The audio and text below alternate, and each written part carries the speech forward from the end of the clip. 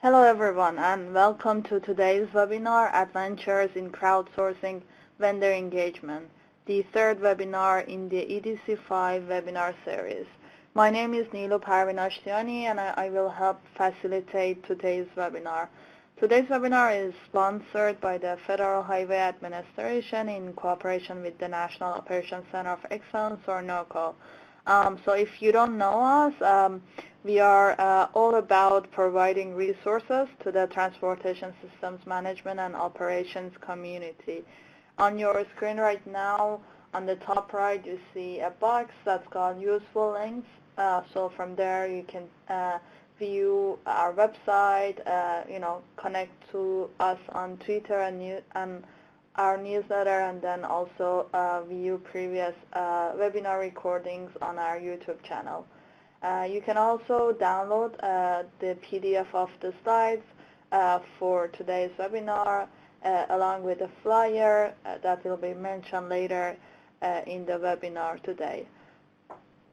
Now I will cover a few logistics for today.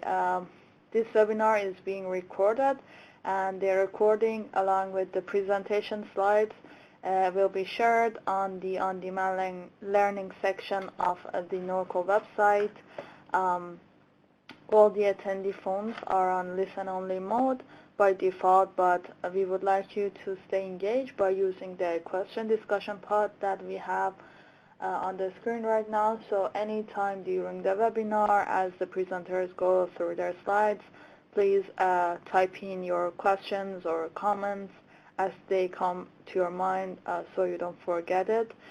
So at the end of all presentations, our moderator will go through those questions and we'll read each question out loud, and the presenters will answer each question. So that is all I had. With that, I would like to hand it over to our moderator for today, Greg Jones. Greg, take it away. All right, thank you, Nilo. Again, as Nilo had mentioned, this is the third in the webinar series for Federal Highways Everyday Counts. With that, we'll get into the Everyday Counts program in a little bit more detail in a few minutes. But today we're going to focus in on vendor engagement. We'll have three presentations on various levels of vendor engagement, particularly for crowdsourced data. So I am your moderator. My name is Greg Jones. I work for the Federal Highway Administration. I have a dual appointment with the Office of Operations and Federal Highway Resource Center's Office of Operations. We have three speakers today. The first will be Colby Fortier-Brown from the Maine DOT, and he's going to talk about acquiring probe vehicle crowdsourced data. Then he'll be followed by Chris Lambert from the Kentucky Transportation Cabinet. Chris will talk about acquiring crowdsourced and traditional data. And then Michael Pack from the CATT, or better known as CAT Lab at the University of Maryland. And Michael will talk about vendor engagement for big crowdsourced data. And so each of these speakers also has a bio that was on the webpage for this webinar. So if you want to look in more detail about their activities, you can search back there. But for the sake of time, we'll just move forward here. So with Everyday Counts is innovative applications that are prioritized by the Federal Highway Administration. And this is actually the fifth round of Everyday Counts. And it's a 2-year cycle where we will promote particular innovations over that 2-year cycle to increase the number of agencies that use, in this case, crowdsourcing to better operate the transportation system through new and cost-effective and proactive operational strategies and applications. So crowdsourcing for operations, we're looking at crowdsourced data that will allow agencies to more effectively operate their transportation systems. And we went around the country talking about all the innovations, and over 30 states decided that they wanted to pursue crowdsourcing for operations and elected to opt in on this particular innovation. So the most common applications of crowdsourced data in the operations area are for traveler information and incident management. However, this has begun to expand, and there's new applications in areas such as maintenance management, road weather maintenance, traffic management, and work zone management. So through this initiative, we offer different resources which are able to get the information out about the initiative. Things like this webinar, which we're going to actually have some more of these webinars down the road, and we'll actually get to that towards the end with a polling question to get some feedback from you. In the file share pod, we have an example of how you could, if you were involved in this initiative, how you could request a workshop and what that workshop could provide for your agency. We also have peer exchanges. We actually have one coming up next week, which is on the validation and filtering of free crowdsourced data that's obtained for free. That is going to be held in Nashville, Tennessee next week. I will say that the registration for that has filled up. It turned out to be a very popular peer exchange activity. We do have the next peer exchange activity will be coming up in 2020, and that'll probably be in February or March. And we're going to have that peer exchange on making the most of real-time vehicle probe data. Also, we offer on-site technical assistance and some other training materials and case studies that could be of use for agencies looking to further their standing in crowdsourcing for operations. And then finally, the question that we get it most often with the Federal Highway Administration are what opportunities do we have for funding? If we want to advance this initiative, where could we turn for some funding? So there are two different avenues for that. Each state has a state transportation innovation council, and they meet each year and make a decision on how they want to divvy up. They get as much as $100,000 per year to help move forward innovations within their state. So that's one opportunity. And the other is a federal highway program called the Accelerated Innovation Deployment Demonstration Program. And as an agency, Federal Highways has up to $1 million available each year to deploy innovation, particularly of those that have not been routinely used. Now, that $1 million is not available to go to just one location. It's divvied up around the country, but it is a source of funds to be able to engage and move forward with the demonstration of innovations within your area. So I would refer you, if you'd like to get more information on the Everyday Counts program. We have the web page here for Everyday Counts, or you can send an email to this email address, and certainly they will get back in touch with you about the Everyday Counts program. So at that point, I think we'll move forward with the presentations, and Colby, you're up first. Thank you. All right, so while this loads, great. So hi everybody, my name is Colby Fortier-Brown. I work at the Maine DOT, and I wanted to talk to you a little bit today about probe data contract negotiations particularly, and an experience that we've had recently. So just to give you a quick outline about what I'll be talking about exactly. First, I want to kind of start with why we were going after probe data, then talk about, this will be the main point of the presentation, what we learned along the way of the negotiation process, where we are now, and then finally just a few takeaways at the end. So just to give you an idea how it got started, Maine is relatively new to ITS and TSMO.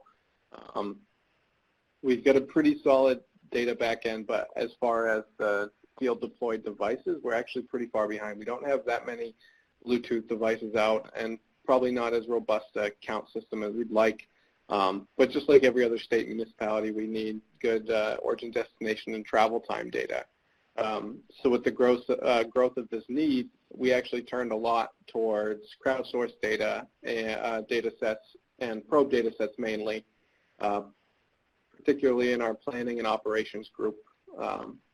So we use quite a few different types, but the one I'm going to talk to you about today was one that we're recently going through that started in 2018 with a travel time sign project that we had. So we had advertised it in May of 2018, and our contractor purchased TomTom data for us, so live traffic, travel time data, so that we could integrate it into our ATMS system and operate the signs automatically. So with this, looks like it's cut off just a little bit, but we were able to, with the integrations, the ATMS, go for a sole source justification. We completed that with TomTom, and then from there we were able to do the negotiation. So I wanted to point that out is because we started at probably what will be a different point than what a lot of other groups on this call who are considering getting some of this data will start, but I still think that some of the lessons could be really interesting for those who are putting it out for RFP or another process. So just a quick opening perspective before we jump into some of the negotiation process. Just to set the stage, historically agencies, we all wanted data and collected it ourselves. So that the work for hire mentality. And then alternately, the role of commercial data providers is to provide licensed data. So off-the-shelf data, not something that agencies have and totally own. So just because of that contrast of your licensing versus your owning, you kind of have to create those bridges between the historical work for hire and then the commercially licensed data and create that data product and the business process so that you can handle it. So to start, it's important to keep an open mind about what these vendors can provide beyond just their standard product too. So I would say when you're first starting to look at what you want for probe data, and before you even go into the negotiations, there are a couple of really important things to look at. The first one is, why do you want the data? So if you know that you want data, there's a really good chance that you know, okay, I want it for this. For us, this was travel time signs. So we knew what we will use this for, what we would use this for. But before we got into some of the negotiations, and actually something that we sort of fell behind with was we did a lot of this on the way, which sort of actually kind of slowed things down. But if we were to do it again, we would certainly try to sit down and do it in the front end. To also sit down and think, what can you use the data for? So what are some of the other things that you can use it for? So with us, just a couple of different examples beyond just the travel time, use it for origin destination studies, climate studies. That's something that's become a really big topic, especially in our state. And we've had quite a lot of traffic data requested from us and a lot of reports that we wouldn't have been able to provide without some of this probe data. User delay costs are really important so that we can do some corridor management and kind of prioritize different road segments. And then even something as crazy as recently, we're actually working on a project where we're analyzing the horizontal curves in our state and trying to leverage some internal data that we have to do that process instead of trying to find an alternative to having to run them with ball bank. And there are quite a few curves that aren't popping up as being problems based on their advisory speed, but the MUTCD actually allows for an 85th percentile speed calculation. So when we looked at that, we saw, you know what, this curve has a huge amount of crashes, but doesn't necessarily show up as a curve of interest. But I wonder what this would look like if we actually had this 85th percentile speed data, which is something that we could potentially get with this probe data. So it's just thinking before you kind of start, what can you use the data for?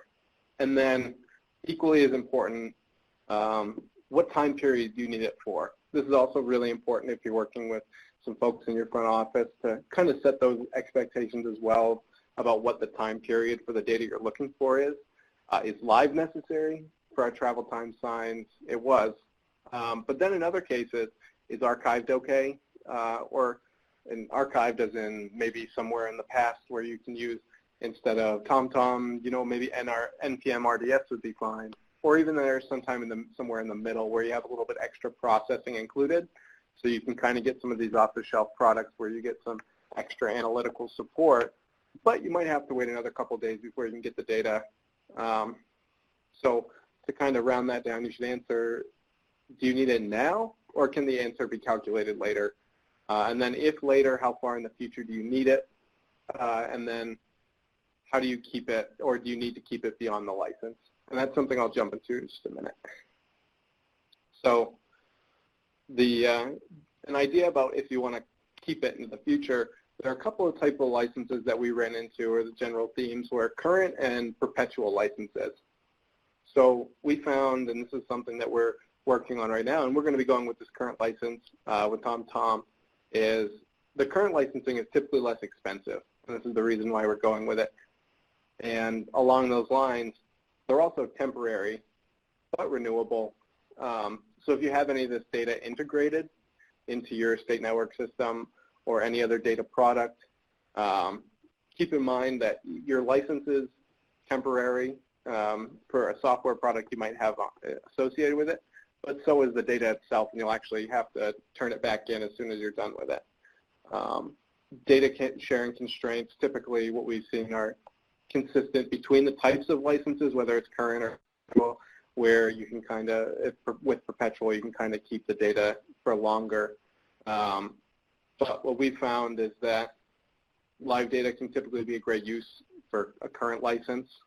But for some of these planning efforts, you might want the perpetual license just so you can keep the data for a long time. Keep in mind that certain parts of the record can be kept in perpetuity, so you don't actually have to keep the entire data set or license to keep keeping the entire data set, but just the parts that you need. So whether it's speed data or average speed data or volume data, as best can be calculated. And then this didn't really fit in a whole lot of other slides, so I just wanted to pop it out as licensing proprietary analytics platforms actually provides a lot of power. So keep that in mind too when you're actually looking at some of these licensing sources. So once you've kind of figured those out too, you have to think about where will you store the data. So there are a couple of different options that I'm throwing out here. There are the vendor systems that you can get. So with us, with TomTom, we actually have the Move software, or we're getting the Move software, where we'll be able to query the archives, TomTom archives, or get in touch with some technical experts at TomTom that can pass us the data, but we don't actually hold on to it. Alternatively, we're also considering getting an API so that we can pull it internally. Now, if you have it internally, you have to consider the storage and standardization, which if you want to use the data, even if you're querying it, you'll have to standardize it anyway, but storage can be expensive. And typically you have to check with your IT groups about that. Or then even in addition, or alternately, if you're working on just travel time or live operations, an ATMS system can also hold the data in a lot of cases if you've got one that provides some customization. But make sure that it's defined in the agreement that you have very specifically that it can go into it, because the ATMS also would, unless you've created it in-house, will be a separate licensing agreement that you'll have to kind of include this data into. So to kind of start off with the next little bit is how can you use this data, or how do you need to license the use of this data? So in our conversations that we had with TomTom, we kind of broke it down into these sections as far as the types of uses of these data. So for us, raw data or the data product. So just what they give you, the raw numbers. So at this point, or at this segment, at this point in time, this was the exact speed. But then beyond that, you can have just displays. It's basically just pictures on a map, the green, yellow, red. This is good, this is bad, this is okay, but not necessarily how good or what is good even, but just kind of like what you would get on like a Google Maps or a Waze. That's got a totally different type of background to it because people aren't actually looking at the data. On top of that, you also have reports that you can keep an eye on. So reports are more pointed. So you have a very specific problem that you're trying to solve and something very specific that you're trying to look at. So this is data that you're getting for these reports, and there typically can be a little bit less constraints on how you share those, which I'll get to in the next slide, just because it's not really helping anybody out or really costing the probe vendor any money if you're sharing the reports. And then derivative products. So this is one that's really important to consider when you're doing it, but it's really hard to qualify. What we consider derivative products are if you're using the data to create something that either the vendor could create themselves and sell, or create a different product using it that provides a totally different service. These would be derivative products that you really have to consider with your licensing, because in some cases they may not allow you to make the derivative product considering what you have the data with, or they may allow it, but you just have to give them a heads up first. So with all of these and with all of these sources and transformation methods, just make sure that you have everybody that you're working with on the same page, whether that's internally and externally, just so that you can have that base level understanding when you're moving forward with the licensing. Now, as far as the use of these transformed data, I kind of just use the red, green, yellow as far as who can see these transformed pieces. So what we had gotten from TomTom was, if you're looking at all this data internally, the raw data, the displays, the reports are all totally fine to show. You're one group that's purchasing the data. You don't have to necessarily be as protective of it. Whereas the derivative products, you really never know. You have to make sure that this derivative product isn't a direct copy of something else that is sold by the company, or make sure that it's not something that's going to compete or tarnish the integrity of the data.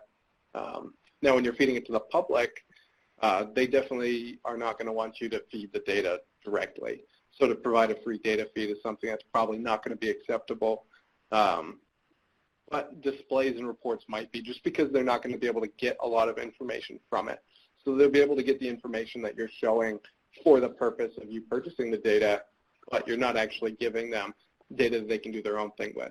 And on those same lines, the derivative products are sort of in that same bin as the data, where this is something that possibly the vendor could sell, so they may not allow you to do it unless you really talk to them about it beforehand. And then as far as other agencies are concerned, this is something that we hadn't even thought of going into the negotiations, but really became important for us is, so the other agencies, you think that when you're buying data that you're buying it for the state of Maine or the state of Kentucky, but really you're buying it for Maine DOT.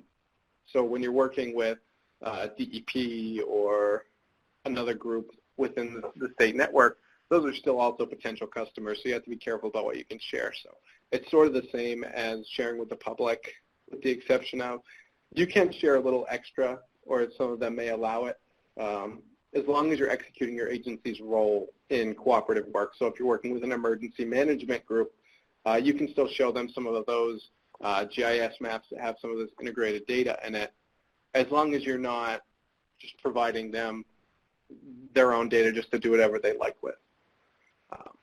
So again, just keep in mind, I have it at the bottom, that those that you share with the data with, keep in mind that they all could be potential customers, and before you decide to share it with them, make sure that you have in your licensing agreement pretty clearly what you can and can't do. So on that same line, their data protection. Data is valuable. It's not just valuable to you as an agency, but it's also really valuable to the probe data vendors as well, especially. So to start off with, when you're working on your contracts, make sure to protect your own data. So regardless of the vendor, the standard licenses that go out, I mean, in some cases they work just with state governments, but in a lot of cases they don't work only with the state government groups or the municipal government groups. So unless there's a business case for it, make sure you're reading it very carefully so that you're not passing over ownership of probe data that you've collected or data that you have without some sort of understanding about how they'll take a look or how they'll use it for your own benefit or anything like that. So be protective of your data, or at least know where it's going or who has access to it. And then make sure you protect their data too. And they're going to require this in the licensing agreement. So don't make the proprietary data openly available and plan to not, when you're going through what your business case is going to be careful about combining your data sources in the same database. This is something that we didn't think about as well prior to. But it's actually something really important to some of these data providers because the data is QA, QC that they're in their specific group. But when you combine it with other like groups' data, they really have no say about how accurate this is going to be. Or, again, just going back to what I said earlier, where you're kind of sacrificing the integrity of some of the data if you're not using it the way that it was intended to. And then know your other licensing agreements. So if you're passing this data off into another system and you have it defined within the license that you're able to do that, such as us with our ATMS, make sure that you know that in that licensing agreement that the vendor that you're bringing the data into knows that they can't share the data either. So just to start moving forward about what happened with us. So we finished all of the business negotiations, but it ended up being rejected by the AG's office, and that kind of taught us an important lesson. So we spent the entire negotiation process working on solely the business case, and we established this all in a vendor contract. But we hadn't actually gotten our legal staff involved to pass along our standard contract language.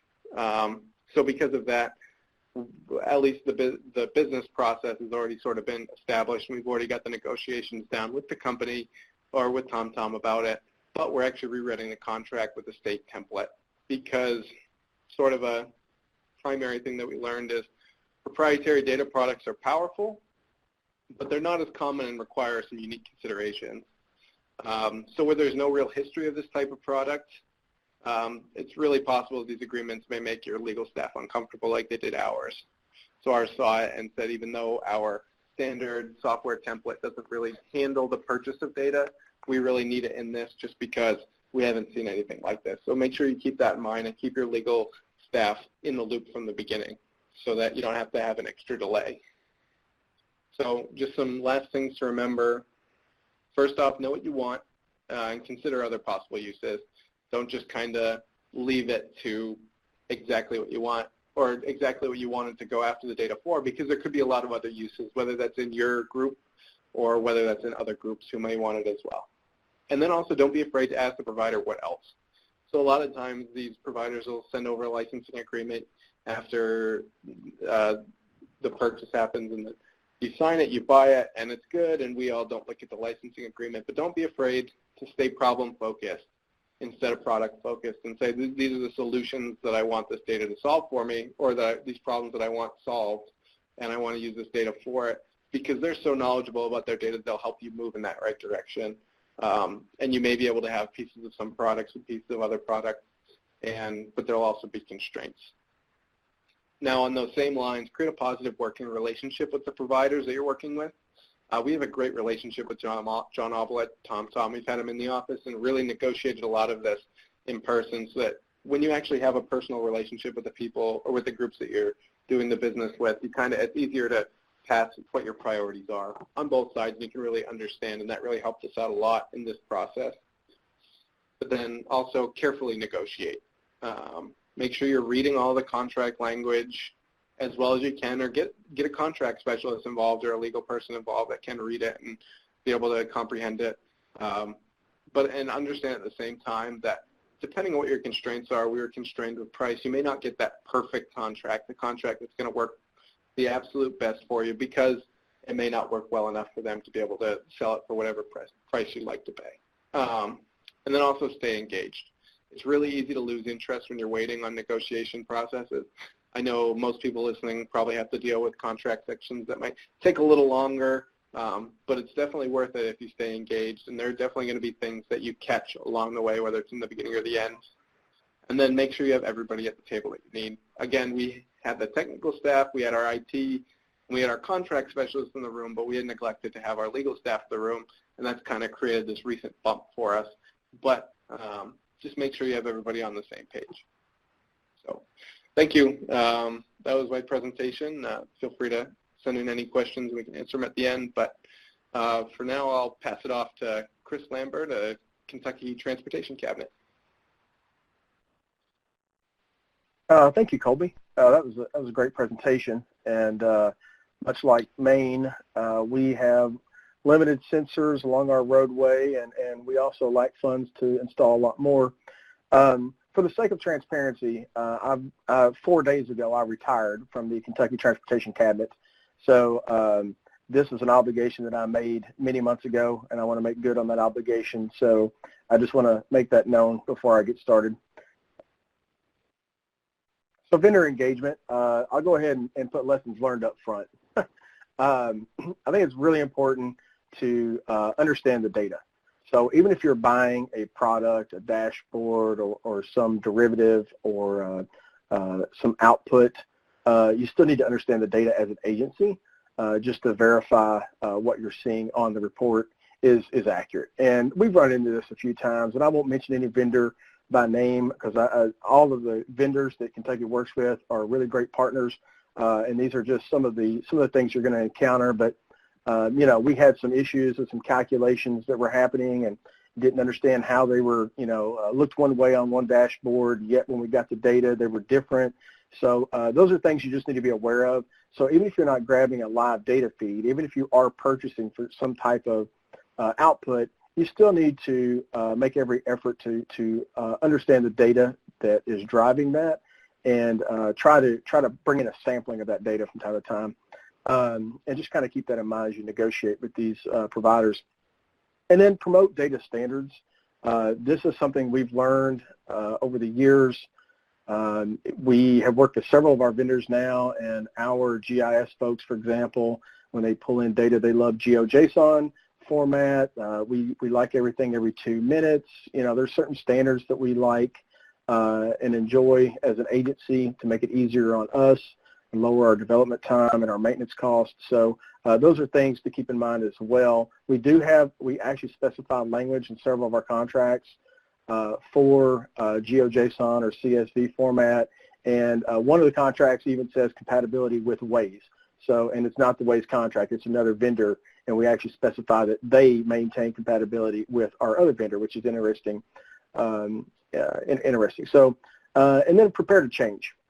Some of these vendors, AVL, especially automatic vehicle location vendors, we've actually been through 3 vendors in about 4 different years, and I'll get into that later. But during that time, our data feed and our outputs have changed quite a bit, and you know, we continuously retool.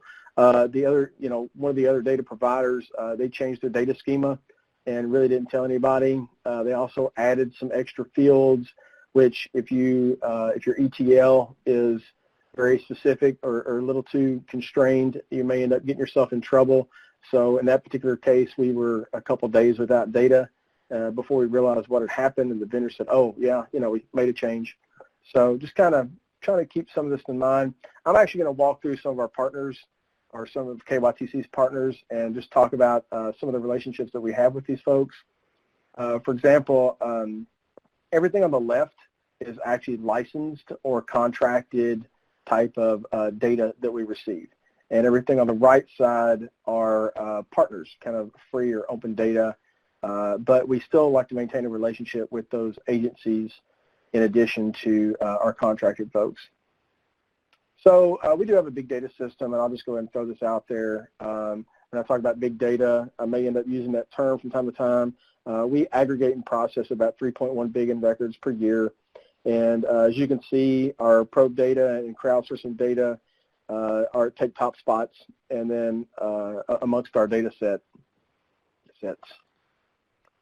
So starting out with here, here is actually really interesting. This is a great example of making sure you have a great relationship with your vendor.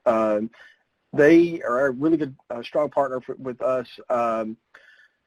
Keeping them in the loop has had some real benefits over the last couple of years. In the months leading up to my retirement, they took a lot of interest in our big data system once they started to understand how we were using their data, so much so that they were actually willing to renegotiate our contract and allow for the republishing of their data and to the GoKY public-facing traveler information website. And they were also they also allowed us a preview of some of the products that they had in their development pipeline, and asking us, you know, the feasibility and whether or not they would be useful, and started to ask for some of our guidance on their own internal efforts as well. So they're a really great partner. They also allow, through some of those discussions, we found out they allow for sub-licensing to multiple government agencies. So as a state agency, you can actually sub-license to local municipalities for a slight increase in your contract cost. So that was interesting to find out, and had it not been through those conversations, we would have never known that. So Geo Tab is another one. Geo Tab is really fun. So this started out about 4 years ago as WebTech, and then WebTech got bought out by BSM, and then BSM got bought out by Geo Tab. And so they maintain the data that's generated from our snow and ice vehicles. We've got 1,400 winter operations vehicles where we grab data every 10 seconds. And that's another point in the contract, is that they're required to give us data on average, 10-second increment on average from each of the 1,400 snow plows. They also provide some reports and things, but we like to get the raw data because there's other use cases for that data within the cabinet. And this is a good example of being prepared for change, because they've changed their hardware out 2 or 3 different times, and it's at their expense. That was on them. And then they've also we've got multiple controllers, so we don't have any standardized. We've got Dickie John, Force America, and maybe one other miscellaneous controller out there that's installed in our snowplows. So they had to provide compatibility with those. That obviously causes issues. They also offer, Geo Tab now offers a data portal that actually allows you access to anonymized or scrubbed probe data from their other fleets. So they also supply AVL to vendors like Pepsi and UPS and some other large entities. So we have access to that data as well. We haven't utilized that yet, but we do have access to it. So that's really interesting, a nice little feature of their contract. But so yeah, be prepared for change. We've gone through several data changes with them over the last several years. Waze is another one, a really great partner of ours. This is a great great example of getting in early. We were one of the first adopters of Waze. We signed our agreement in September of 2014, and what we learned here was that agencies who are willing to jump in early can have more of an influence and direction on the product or the data feed or the community. So we have been very, very fortunate. Kentucky, along with a few other partners, have managed to request things like snowplow integration, government ID support, GeoJSON data formatted feeds, and several other the web-based tools that are now commonplace among the Connected Citizen partners. So kind of jumping in early really kind of helped us out with being able to understand also how non-traditional agencies view data and how they think about transportation data and the roadway network. So this kind of helped us as well. So I'm a big advocate for people jumping in, even if I know there's some states that I've talked to, and I won't mention them, but they kind of put off, and now they've jumped into partnership, and they're kind of asking, why can't this happen, or why can't that happen? And the fact is, Waze now has 1,800 partners. So back when we started, we only had 12. So big difference in the availability of the staff and the attention that you get. And we use Waze all throughout our organization now. And that is a free. Oops, my bad. That's a free. I'm so sorry. That's a free data exchange. They do have a couple terms of service with the attribution. If you're going to reuse their data and publish that to a public-facing site, and then all they ask in return from the agency is road closure information. So it's a fairly liberal agreement. iCones is another vendor that provides probe data from smart cones, and this is interesting because the Kentucky Transportation Cabinet actually deployed iCones several years before they realized that they generated data. and someone from the Division of Construction mentioned getting emails from icons when speeds had dropped in the work zone. I said, well, if they can do that, they can probably provide data as well. So we talked with them, and at the time, no agency had requested raw data from them. So we talked to them about providing a GeoJSON, maybe a data feed, maybe updating that every 2 minutes, et cetera, and showed them how we were using our data internally with our big data system. And that got a lot of interest from them, and they were really easy to work with and made that data available to us. And now it's kind of a standard business practice on their part. But and now we have a rental agreement with Icons, and we actually, in our contract, in our rental agreement contract, we actually specify like GeoJSON or CSV formatted data, and this is the contract where we actually specify also that they maintain compatibility with Waze, and that's pretty important to our cabinet. So now if we deploy an Icons solution, they show that closure, that lane closure or that work zone to Waze, which they already did this anyway, but we went ahead and put it in our contract. We felt a little more secure about doing that to kind of maintain that that level of service. And then Northrop Grumman, actually a little bit different situation there. They actually have our statewide ITS contract, and they manage our traffic management centers, and they also manage all of our hardware that we deploy on the roadway. And so that's very transactional. It's, you know, you're going to pay for what you get.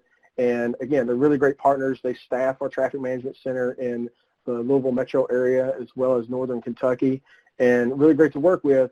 But, you know, you're going to pay for what you get. So it's kind of that situation.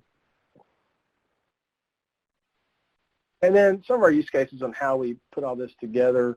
And the vendors so far, the data providers, have been really excited and willing to let us mix and match the different data sets and talk about each other interchangeably. So we'll talk about here and Waze and things.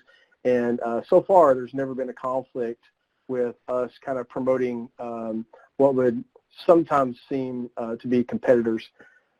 So our incident detection, you know, we have 26,000 miles of roadway, and we use Waze and here data both in order to generate a detected incident along our roadway. And this is just kind of some of the visualizations that we built internally.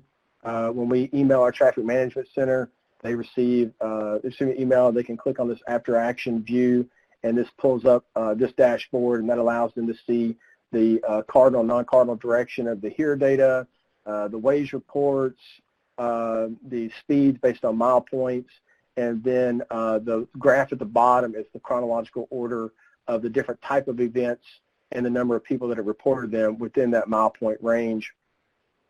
And here's how that looks if you're looking at kind of an analysis of things. In the upper left-hand corner, you can see the here speeds have started to drop. The points at the bottom are where we've integrated the Waze reports. So we've got people reporting both jams and crashes or accidents, as they call it in the data feed. And then we also, further over to the right, a little bit later in the day, we have our traffic management center, and this is where they've been reported of the incident. So this all works really well together, and it kind of gives us we mix and match the data sets together so that we have context on what's happening on our roadway. And this is National Weather Service, is another great provider. There's no license. All that data is free, but we still make every effort to include them in our business practices. About once a year, we meet with them, and just recently, about a month ago, the National Weather Service office out of Louisville, they had several of their staff come to the KYTC office and sit down and talk with us, and we started talking about how we're interpreting Doppler radar now. Like I said, we have 26,000 miles of roadway, and we actually broke our LRS down to about 125,000 roadway segments into half-mile segments, both directions. Ends up with about 125,000 segments, and as Doppler radar passes over our roadway segments, we match, or we interpret the color and then give that color a numeric value that's associated with the line segment underneath of it. And we started showing them this, and they got really excited about this, and they've actually offered to send a radar expert to KYTC in a few months. They're gonna wait for the next few snowfalls and see how things go, and then they're actually going to send that radar expert to sit down and talk with our GIS guy who's processing all of this in real time, talk with him about and see and look over the results and see how it works. So they're very, very engaged and very excited about what we're doing with their data. And I think that's key as well, is getting these people excited about how you're using their data, because when you do that and you see them as a partner, they become much more engaged, and they're much more willing to help you, help them as well. It kind of helps them sell in a for-profit agency. It helps them sell their data. And then Coco Raws is another great group, and a little bit of change here. Coco Raws is a certified volunteer weather reporters. We actually don't interact with them very much other than to tell their organization that we are using their data, but we really don't have that face time. So this is kind of the other end of the spectrum where it's an open data source, and again, we've kind of told the organization, love your data, and we pull this in and we interpolate that across the state so that we understand snowfall measurements, and we can look at performance measures against that. So that's kind of on the other end of the spectrum where we really don't have a lot of contact with that group, but very, very good data, and again, it's crowdsourced and it's free. And then just some of our back-end products, and this is kind of the end of my presentation, just to let you know what we're using. We also have moved toward more open source products, and for example, Elasticsearch, they're a great partner as well. They've actually asked for some of our other data. We released some of our AVL data to them so that they could then demo that data inside of their platform at some of their presentations, and then they've actually asked us to come and speak at a Derby DevOps in January in Louisville, Kentucky.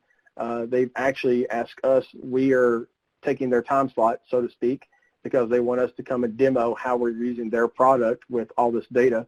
And so that's another thing that you need to think about as well. Some of these open source companies are actually willing to make changes for you. So they made a couple changes to their indexing and some other little fixes, some nuances with visualizations at our request, because we were showing them our use cases, and again, they got really excited about it. So they wanted the data and said, well, here, let's have your data and let's see what we can do with it. And they got it excited enough that they started working on the product to actually help us with our use case. So a really interesting partnership there as well. And so, yeah, we've had really good luck with our different vendors, whether it's data providers, whether it's contractors, or platform providers. So, and again, just to stress this, I have retired with KYTC, so I guess I should say the opinions expressed here are the opinions of the presenter and maybe not that of the cabinet. So I do appreciate your attention, and I appreciate the opportunity to share. And if you have additional questions or comments, obviously you can contact KYTC, or there's my new contact information as well. I'll be glad to help you out. And thank you all. And I guess Michael Pack is up next from the Maryland Cat Lab. And again, thank you all for your time.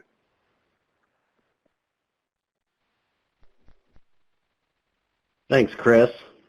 So yes, I'm Michael Pack with the Cat Lab, and I'm going to be talking in broader terms about working with third-party data providers and the data that comes from those providers.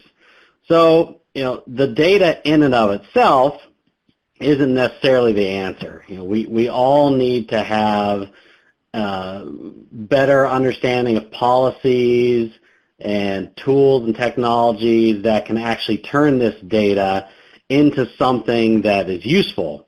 And it sounds like Chris and his team have been doing some cool things to integrate all these different data sources into some sort of information management system. I'm excited to hear more about that a little bit later. But just having data alone isn't going to solve all of our problems. In fact, sometimes the data can cause more problems. Here's an example that I'll talk about from Waze.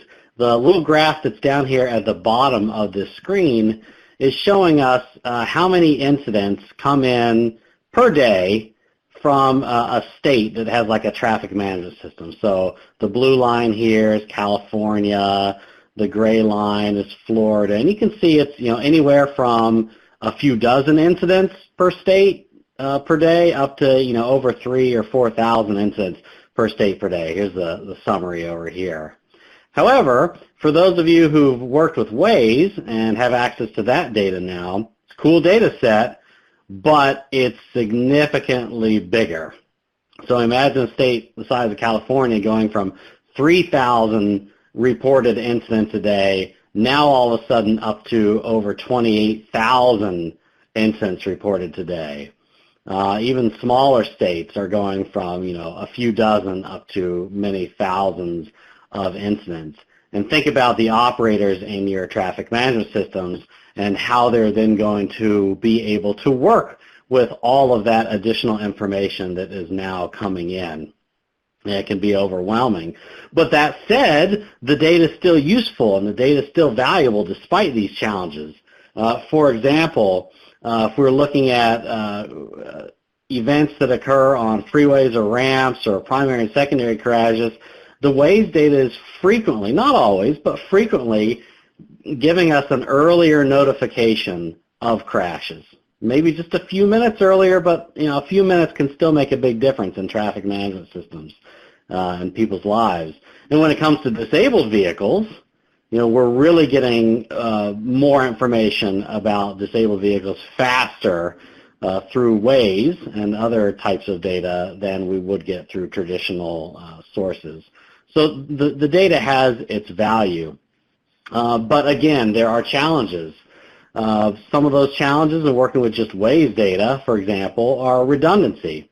There are going to be times when you're going to be ingesting data from a third-party source that you might already know about. And so then you're going to have duplicate data.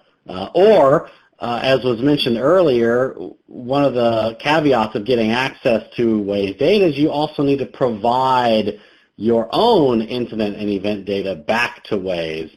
And sometimes you can then get those events sent back to you, and that can create these feedback loops, unwanted feedback loops. I already mentioned the size issues of working with tens of thousands of data points as opposed to just a few dozen or a few hundred. Some folks are concerned with credibility and filtering of the Waze data, so I think that's a fairly easy problem to solve. And as a traffic management center operator, I'd rather be alerted of incidents that might not exist and not know about something, and have to be caught without understanding what's really going on. There's of course increased coverage. There's some good things about getting faster response. And with Waze, it hasn't been mentioned yet, but because you're providing information back to Waze, DOTs actually have the ability to truly influence route choices that people using the Waze navigation app are making out on the roadways. And that's something we haven't had the power to do ever until the last couple of years. So, good things and not necessarily bad things, but challenges. But then there's working with the company. It is a big company. It's owned by Google, even though it still kind of operates independently. Working with their lawyers can be a time-consuming task in and of itself, and they can seem unbendable when it comes to negotiations for terms of those agreements. But I'll mention this later. DOTs still have a dog in this fight, and there's things that you can do to help yourselves out. And while the data doesn't cost anything to buy, which is awesome, there's still going to be work that your agency may need to do to meet the terms of the agreement and provide data back to them, or provide marketing services and whatnot. So it's not truly free. There's always going to be some sort of cost. But Waze is just one example of data providers that you might work with. Of course, there's the probe data providers like TomTom here and Enrix. There's location-based service providers. There's connected and autonomous vehicle data providers. that exist out there that are providing all sorts of cool new sorts of event-based data feeds. And there's going to be even more coming. So, this is an exciting time for us as transportation folks. So this data can be awesome, and it can be used for a lot of good things, but when we go out and purchase this data and start to have these negotiations with these companies, in doing so, we can really, really ruin our ability to work with this data or to get meaningful information out of these companies and have meaningful partnerships with them as well. And so I'd like to talk a little bit about that for a few minutes. There are some mistakes that people make with respect to data ownership and licensing rights. So when it comes to data use agreements, you, the agency, you, the person that's paying for this data, you have more power than you think you do. When you're going out and putting your RFPs together, you should really be fighting for great acceptable use terms. You should know what it is that you want to do with the data and what you might want to do with the data in the future, what your partners might want to do with the data, and you should try to fight for that. You may have to pay for it, but you should try to fight for it, because if you fight for it before the procurement goes out, it's going to be cheaper and easier to deal with than later. And it's super important to think about sharing that data with your public sector partners. I'm not talking about giving the data out to the public and commercial entities, but being able to share it with the MPOs if you're the DOT. And don't necessarily just do the same type of procurement that your neighbor did, because your neighbor might not have actually done a very good procurement, even though it was successful. But you should still reach out and ask them. There's so many DOTs that I talk to that go and try to buy probe data without talking to anyone at all, and that can be a mistake. And then look for model data use agreements. The I-95 Corridor Coalition is, to me, the gold standard in acceptable use terms. And they post all of their data use agreements up on their website, and you can go download those and use them in your procurements. Also, some of the data providers want to get data back from you, and that can be a part of your agreement with them. And if you're going to do that, think about sharing the data back the way you want to share it. If you've already invested a ton of money in creating a data feed that is available to other partners, do you want to dumb down that data feed to meet the needs of one of these other data partners? In doing so, then you're going to be maintaining or forced to maintain at least 2 different types of data feeds, which can be expensive, and you also run the risk of catering only to that lowest common denominator and ultimately losing some capabilities in the data feed that you put together. It's been mentioned earlier already, but you really should treat these providers as part of your team, not some sort of whipping boy. Everyone is human. Everyone wants to have good relationships. Consultants aren't just there to be beat upon, and if you treat them well, they really will become a part of your team and act like your staff, and you'll get a lot more out of them. And they'll be more open with you as well. You be open with the consultants will be open with you, and it will really help.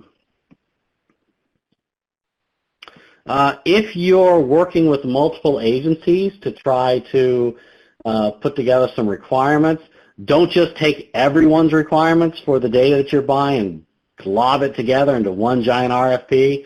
If you see a product that's available from one vendor and a different product that's available from another vendor and a third product that's available from another vendor, don't lump all those products together into one giant RFP and one giant requirement. You're not going to find one person offers that. Be smart in how you group your requirements. Be realistic. There are some groups that put payment terms into their data purchasing agreements based on the quality and uptime of the data. The coalition, the I-95 Corridor Coalition, does this. So they pay their they pay the data providers based on whether the data meets some criteria. Is it have a certain latency? Is it accurate to within plus or minus 2 miles per hour or something like that? Was it available for 95% of the time? Some sort of metric like that. Agencies are open, or companies are open to payment terms like that. And in general, because of smaller budgets, we've been focusing a lot on trying to get the cheapest data product possible from third-party vendors, and we should really be focusing less on how to pay less and more focused on how to get more out of our procurements. Now, the data in and of itself is not going to solve all of our problems. You're also going to need tools. I think Colby mentioned this earlier. Tools are going to help you to be able to work with that data, because the data is only useful when it's easily accessible and understandable to folks. So think about adding access to tools into your data procurements, or at least figuring out how to find a way to get access to tools. So once again, you're going to need data to be effective. Then you're going to need some sort of tools, and those tools usually start out with some sort of data fusion, statistics, or integration, but then you're going to want some analysis and visualization tools as well. And then if you combine all these things with domain experts, then you're actually going to be able to have some insights and really get some value out of the data that you're purchasing.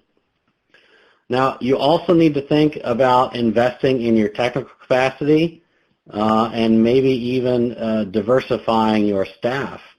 It's not always a good idea to just invest in transportation engineers and trying to train them how to analyze data and work with data. You might want to consider hiring other skill sets to help you with working with this data. It can be data scientists, data journalists, other analysts, and IT staff. You can certainly hire consultants to do this too, but think long-term when you're hiring consultants. All too often we hire consultants for a project, and then as soon as that project's done, we fire them, and then a few months later we then need to hire new staff to come in, and those staff then have to be retrained on the data and the other tools that you were working with. If you're going to get rid of a consultant, at least make sure you're trying to train your staff and transfer the knowledge from those consultants before they're gone. Better yet, though, hire consultants for the long run. Keep them around for a long time, and you'll get better value out of everything. Consider partnering with universities or some similar institutions to help you with some of this stuff, and certainly invest in research to help you with this data. Now, it's really important for us to be aware of distractions and hype when we're talking with vendors. So frequently we'll be distracted by these buzzwords: blockchain, machine learning, artificial intelligence, business intelligence, the cloud, and terms like agile.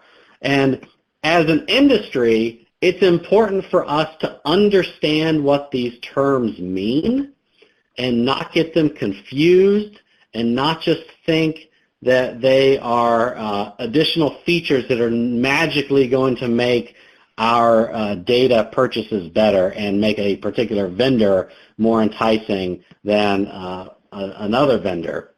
If you've ever seen something called the technology hype cycle, I think that's really relevant here. If you're not familiar with it, here's what it's like. The x-axis down here on the bottom, that's time. And then the y-axis here, this is expectations over time. So usually when a new thing, a new technology is thought of, you have something called an innovation trigger. And then as time goes on, our expectations for that technology go up and up and up until we reach something called the peak of inflated expectations. And then time progresses, and all of a sudden we realize, this technology may not have been as useful or as exciting as we really thought it was, and then kind of our expectations go down and down and down until we reach something called the trough of disillusionment. And then cooler heads prevail, and over time we have something called the slope of enlightenment, where the technology, we actually learn what this technology really can do for us, until eventually we reach something called the plateau of productivity, where that particular technology or data or whatever has reached, the most productivity that it's ever going to get. So this is the actual technology hype cycle from 2018, and all the different technologies that Gartner tracks, where they sit on this hype cycle. And if you look, a lot of the things that we're talking about as an industry and vendors are coming and talk to us about are pretty early on in this hype cycle. So they really are kind of marketing terms for us right now. And we need to be aware of that. We need to understand what they are and not be distracted by them when we're talking to the vendors. The same goes with cloud. I can't tell you how many presentations I've sat in where a vendor has come in to talk to me about how their data and their technology is better because it exists in the cloud. The cloud is just somebody else's computer someplace else. There are advantages to it, but it is certainly not going to make one data product necessarily better than another data product. Same thing goes for a vendor. So the cloud itself can be extremely cost effective if you're doing things the way that cloud providers want you to do them, but don't necessarily assume that just because something exists in the cloud that it's going to save you money or improve your capabilities. It might, but it might not. And you don't have to be in the cloud to be effective and innovative with your data solution and your data providers. It'll be interesting to ask the other presenters today what they're doing to manage their data. The cloud's not necessarily useful for everything and shouldn't be used for everything. There are times when the cloud is appropriate, there are times when it is not, and the cloud is not all or nothing. You don't have to put everything that you've got up into a cloud environment. You can pick and choose. And not all clouds are created equal. There's things called there's the Amazon Cloud Services, there's a Microsoft version.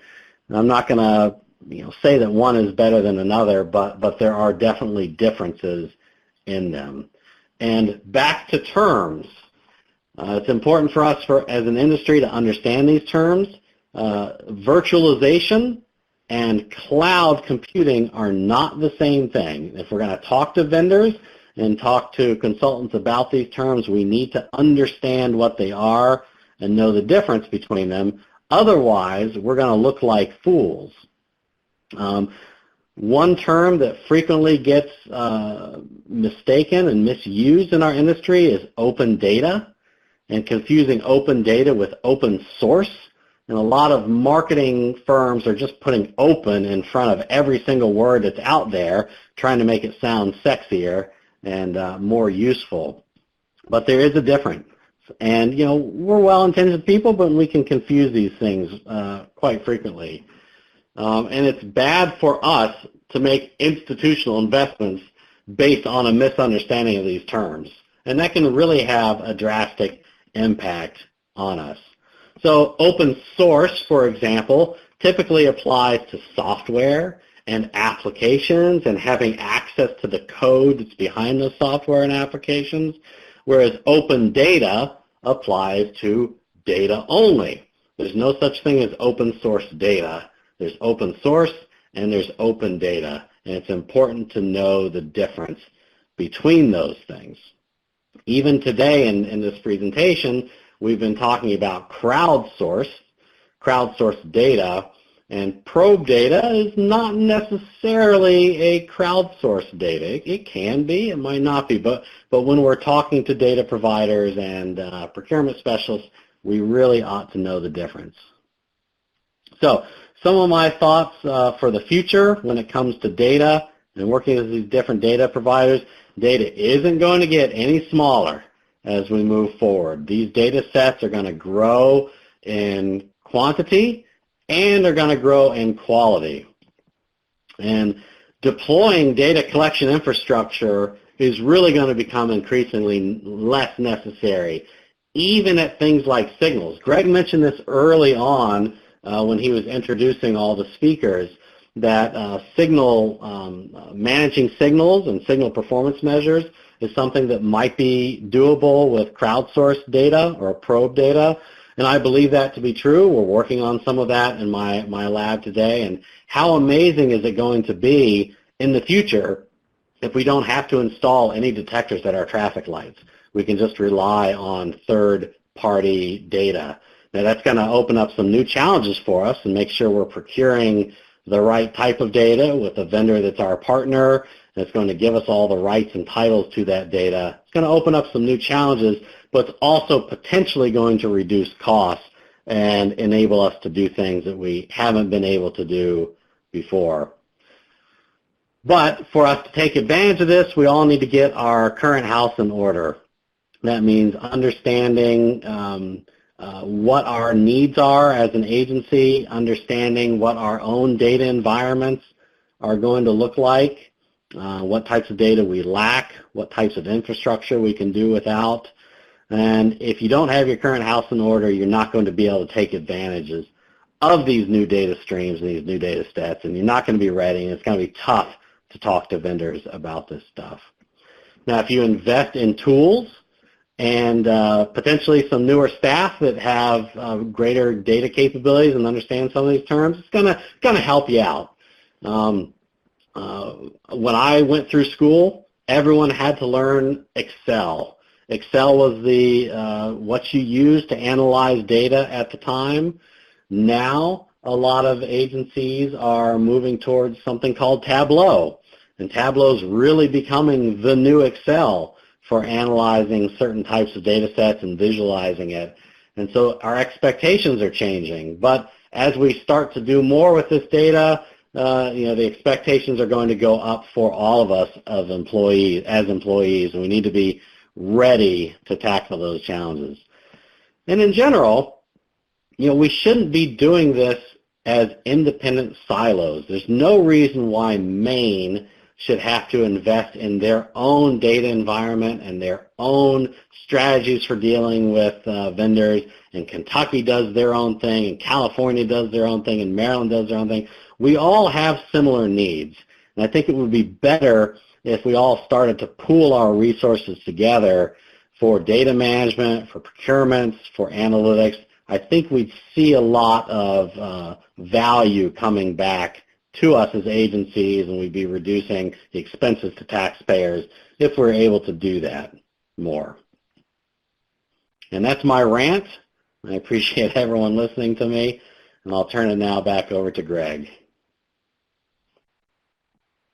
Okay, thanks to our three speakers today. I think we got a lot of great information. At this point, Nilo, if we could pull up the poll question.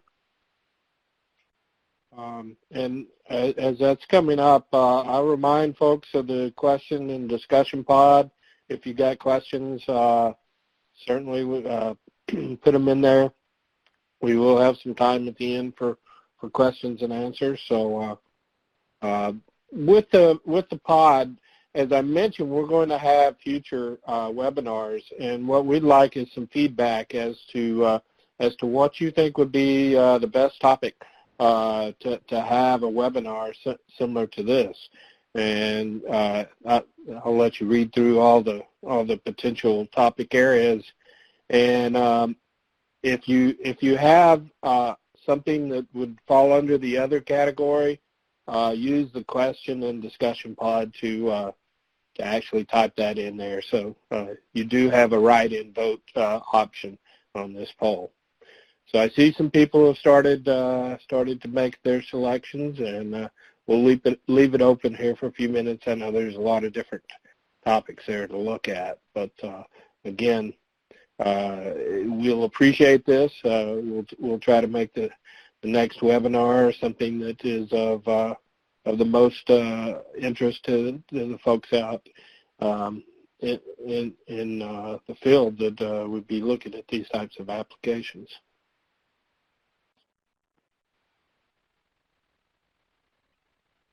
Okay, so I will give it 2 more minutes. So it's at 2:46 Eastern Time. We'll cut it off, and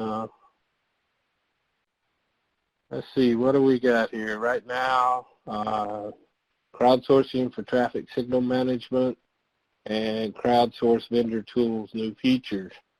So they're running neck and neck, 8 to 8.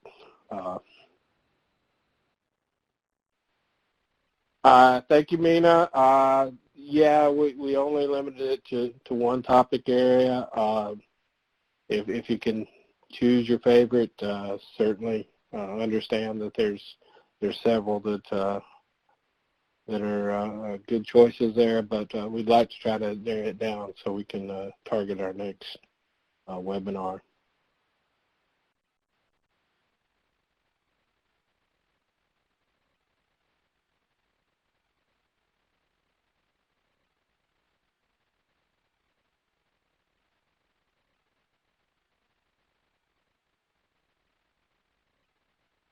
Okay, so as we wrap up here, it looks like down the home stretch, looks like crowdsourcing for traffic signal management wins by a head with 9. So thanks for your input. We'll certainly look forward to the next webinar. And thank you, Nilo, for closing that out. And if you could, okay, great, you got it back on here. I'd just like to point out that the heads from our Federal Highway Office of Operation for this particular innovation are James Collier and Paul Jolden, and there's the contact information for both of those folks.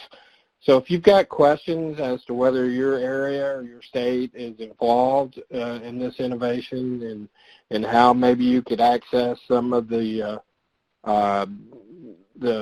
features we talked about, the workshops, the peer exchanges, technical assistance or training, these would be the people that I would suggest to reach out to and say, you know, you saw this webinar and you were wondering how you could maybe bring that to your area in the form of training or get some technical assistance. So with that, I would like to move to questions, and again, I would recommend to use the chat pod to ask any questions you have. Nilo, if I'm correct, that is the option that they have. There is not an open phone line for the folks on the webinar. Yes, that's correct. Just a chat. Okay. So yeah, please throw your questions in the chat pod, and we'll see if we can get to them. Let me ask a couple of questions I had as we went through here. First, for Michael, yeah, it seems to me that the transportation operating agencies offers a great opportunity as far as visibility and credibility for the vendors if they were to work in a partnership. And so maybe, you know, when you consider that, the partnerships are probably a way for them to get that credibility and visibility, and then that might be a better alternative than just looking at it as acquiring data as a commodity, because as partners, those vendors are also going to have a vested interest in having a successful deployment. And is that something that you've seen in the places that you work with, Michael?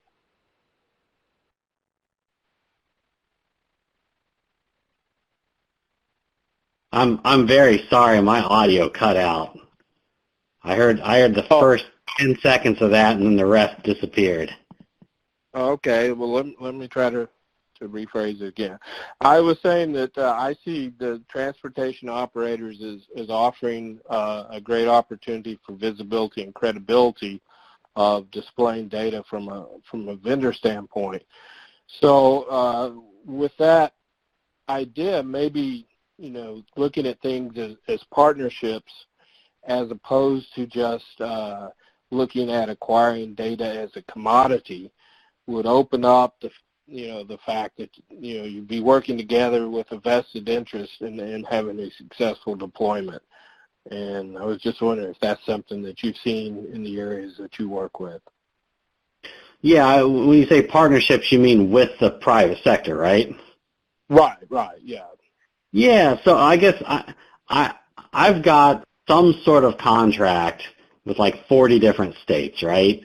And I've seen each state treat their different data providers very, very differently. And the ones that are just constantly beating up on their data providers because there's this little tiny thing that is perceived as being wrong in the data, or there's some perception of a wrong that was committed at some point, it just sours the relationship. It makes the private sector partners feel like they can't be open with the public sector anymore, and it just kind of shuts everything down. I'm not saying that you shouldn't be held accountable for mistakes, but we need to be civil when we're working with everyone. And the agencies that find a way to be civil with the private sector tend to have better relationships and come to resolutions when there's a problem quicker than others. And even more to that point, the agencies that team together, a multi-state consortium or multi-agency procurement, they tend to have more leverage and more sway with some of these data providers as well. I think that's a win-win there. Yeah, sir. And as you mentioned, the I-95 Corridor Coalition has had a long history of working in that fashion. I think they've had a lot of positive influence in that area.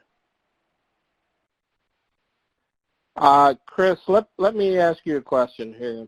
As you were talking, you mentioned that your agency had, in dealing with some of the vendors, had actually provided them new ideas of how they could implement new business opportunities. Has that been part of your negotiations as you look to acquire information and making them aware of the fact that you're kind of a test lab for some of their products, and that you may actually be able to offer them some feedback and some new ways of taking the information that they're collecting today, and maybe having that as part of the consideration of what the price structure would be for what you acquire? Sure. I'll even say that I've gone so far as to tell vendors that I'll help promote their products as a state employee. When we have a good partner that we like to work with, we will throw their name on the screen every time that we get a chance, and we'll talk about the great things that they're doing. And that has benefited us quite a bit. The two vendors that I could think of, Waze, of course, they are really big in the community, and they ended up naming me like the DOT community lead there at one point. And when new Department of Transportations, when they would enter an agreement and they would want questions about the data, they would actually refer them to me, and I would set up a call and I would talk to them and kind of lead them through the pros and cons of the data and the pitfalls and what they need to work on.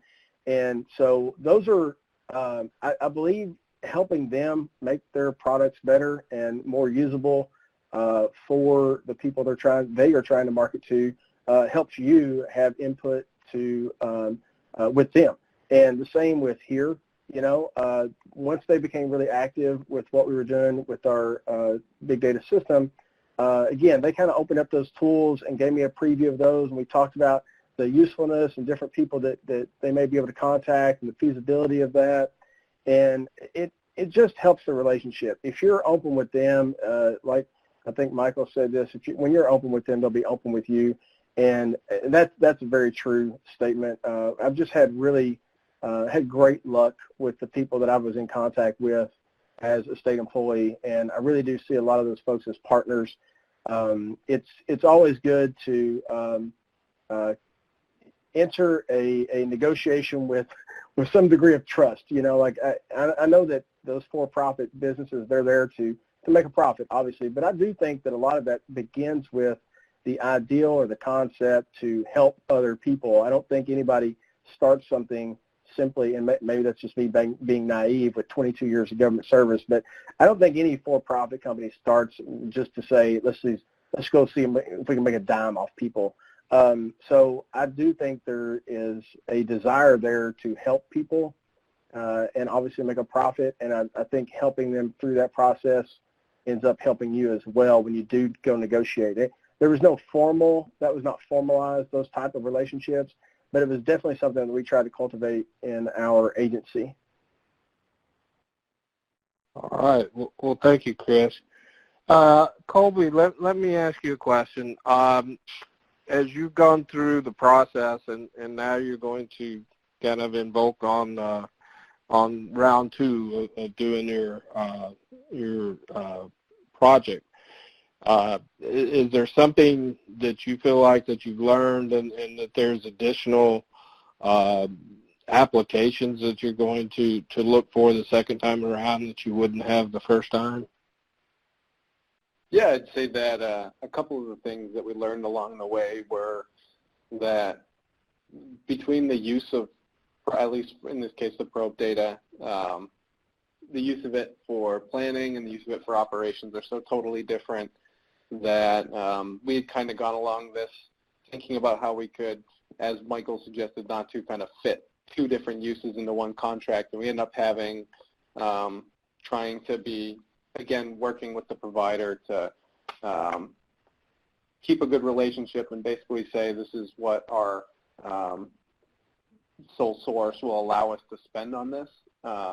What can we do to get both of these to kind of just accept that we might have to go for two separate different types. So we spent a ton of time in the beginning working with the API sources just to make sure that we can get them integrated and take in that live data to use it as archive data later, which will end up being really useful. But I think again, sitting down in the beginning and thinking what time period do we need this data for and what do we want to use the data for? What can we use the data for before we kind of go out and start negotiating already? Would kind of be some of the big lessons that we learned. All right. Well, thank you. Let's see here. All right. So Mina Lockwood asks, I am curious about Colby's use of probe speed data for horizontal curves. Could he elaborate on any success or his plan? The length of TMC through a curve could dilute the max speed. So Colby, is there anything that you can add in response to Mina's question? No, I'd say that's totally correct. I think that so we're still waiting. Again, we've got it kind of integration ready. So like once we've got the data ready to feed into our system, we should be able to complete those analysis pretty well immediately. But I think with unless you've got, well, I think a lot of the TMC codes or a lot of the different segments will be much, much longer than the curve segments. But if there is any way to isolate it over certain areas, you can at least get some sort of estimate, especially if you can kind of use some secondary data source as well, where a lot of this may also have to do, we're going to be taking some RWIS data, whether it be regular or mini RWIS data that we're using. I'm going to try to build an algorithm where we can kind of use some of the road geometry information that we have to estimate some side friction factor and different types of extra bits that we can try to do it. But I think you're totally right that some of these TMC codes could end up being a lot longer than the curve itself.